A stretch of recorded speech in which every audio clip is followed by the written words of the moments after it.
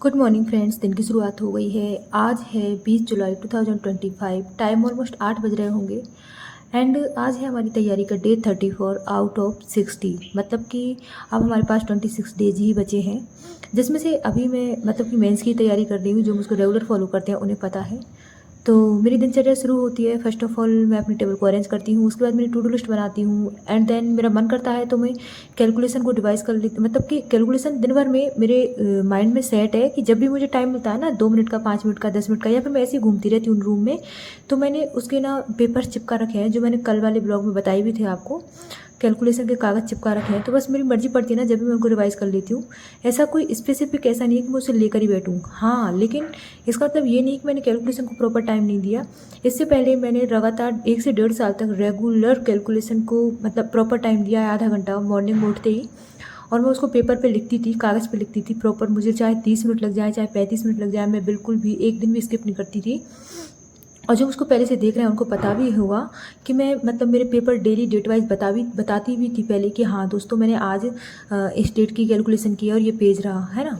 अभी मेरा जब मन करता है ना कि भाई अभी थोड़ा सा ऐसा फील हो रहा है कि मतलब कुछ पढ़ने का मन नहीं कर रहा है, तो फिर मैं क्या है उस टाइम पास नहीं करती हूँ।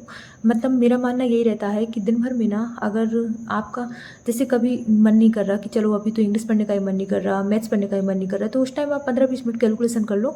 आपको ऑटोमेटिक मतलब कि कंसिस्टेंसी ब्रेक नहीं होगी, और आपका क्या रिदम बन जाएगा पढ़ने का। कैलकुलेशन से ना वास्तव में रिदम बन जाता है पढ़ने का, क्योंकि हमारा माइंड है ना, जब हम कैलकुलेशन करते हैं ना तो फिर माइंड एक्टिव हो जाता है हमारा, जब हम टेबल वगैरह स्क्वायर क्यूब लिखते हैं ना पेपर पे, है ना, और फिर उसके बाद पढ़ने का मन भी कर जाता है।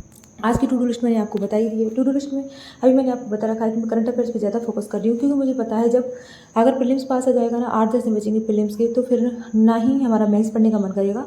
फिर पूरे टाइम हम प्रीलिम्स पढ़ेंगे, और प्रीलिम्स होने के बाद ना फिर ना हमारी मतलब यही आदत है।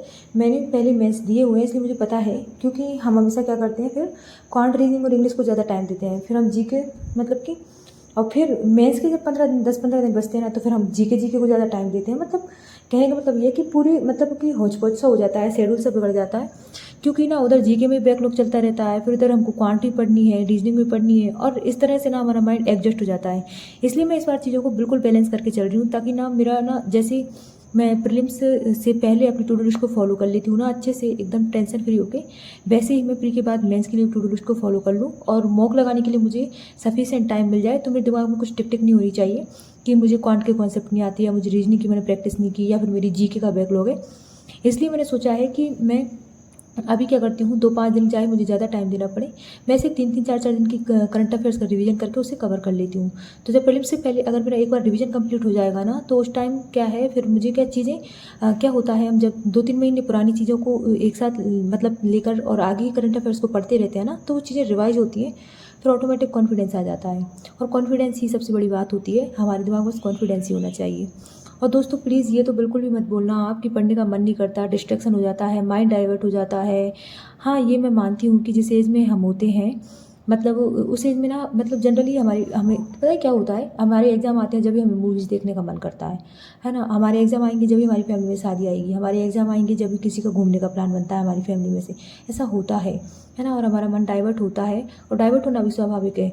बट उस माइंड को एक जगह स्थिर रख के, हमारे जो मतलब गोल है ना, जो हमने भाई पढ़ाई क्यों चालू की थी, हमने हम इस तैयारी में क्यों आए, उस चीज़ को याद रख के वापस से माइंड को स्टेबल करना और वापस से स्टडी की तरफ लाना, यही इसी को कंसिस्टेंसी कहते हैं, इसी को स्टेबिलिटी कहते हैं, और इसी को मैच्योरिटी कहते हैं। कंपटीशन हम यहीं से बीट कर सकते हैं, जब हमारी माइंड को हम सही डायरेक्शन में लेके जाएंगे, है ना। क्योंकि दोस्तों देखो, इतना कंपटीशन होता है, हो रहा है, हम भी जानते हैं कि वैकेंसी दिन ब दिन घटती जा रही है, और जो रिसोर्सेज जो है ना, पहले इतना बच्चों को अवेलेबल नहीं होते थे, लेकिन आजकल सब कुछ ऑनलाइन है ना, तो इतना कॉस्ट भी नहीं है, सब चीज़ें कॉस्ट इफेक्टिव है और अवेलेबल हो रही है ईजिली। तो बेस्ट से बेस्ट फैकल्टी अवेलेबल है, वो भी हमको फ्री ऑफ कॉस्ट अवेलेबल है। तो फिर क्या होता है कि जो पढ़ने वाले बच्चे होते हैं, या फिर जिनकी मजबूरी होती है, या जिनका फैमिली बैकग्राउंड ऐसा होता है, या फिर उनकी सिचुएशन ऐसी होती है ना, तो वो कोई भी मौका नहीं छोड़ते हैं दोस्तों, वो रात दिन मेहनत करते हैं।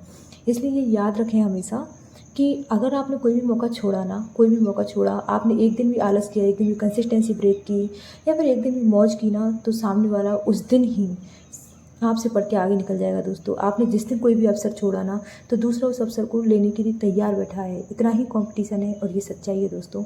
क्योंकि अगर ऐसा ही होता तो फिर गवर्नमेंट जॉब का अभी भी आप सोचिए कि हमारे देश में तो गवर्नमेंट जॉब का कुछ अलग ही वो है मतलब। और आप खुद सोचिए ना कि कुछ तो होगा जब भी तो हम खुद भी गवर्नमेंट जॉब की प्रिपरेशन कर रहे हैं, अदरवाइज़ इतना परेशान होने की बजाय हम किसी और ऑर्गेनाइजेशन को ज्वाइन कर लेते हैं, है ना। बस यही समझाना चाह रही हूँ मैं कि हमेशा चीज़ों को एक्सेप्ट कीजिए। और ये जो अपना आलस होता है कल पर काम टालने का, या कल से मॉक लगाएंगे, कल से करंट अफेयर्स पढ़ेंगे, आज तो ऐसा कर लेते हैं, तो इस आदत को आप बिल्कुल छोड़ दीजिए। और कल कभी भी नहीं आता है, और अगर आप बार बार मौके छोड़ते रहेंगे तो आपके छोड़े हुए मौक़ों पर कोई ना कोई उस चीज़ का फ़ायदा ज़रूर उठाता रहेगा। फिर बाद में जब 2-3 साल निकल जाएंगे ना दोस्तों, फिर इतना रिग्रेट होगा कि बस फिर ना हम बस जो मेमोरीज़ होती है ना, हम बस उन्हीं को रिपीट कर सकते हैं, वक्त को रिपीट नहीं कर सकते हैं। वक्त निकल जाता है दोस्तों। और फिर सबसे ज़्यादा गंदा जब लगता है जब हमारे साथ वालों का सिलेक्शन हो जाता है, जबकि हम एक साथ पढ़ते हैं और हम पीछे रह जाते हैं। और जब हमारे साथ वालों से हम पीछे रह जाते हैं ना, उससे बड़ा रिग्रेट कुछ भी नहीं होता है, कुछ भी नहीं होता है। और यदि दोस्तों आप चैनल पर नए हैं तो प्लीज़ चैनल को सब्सक्राइब कर देना, और कोई भी अगर तैयारी रिलेटेड डाउट है कमेंट सेक्शन में ड्रॉप कर देना।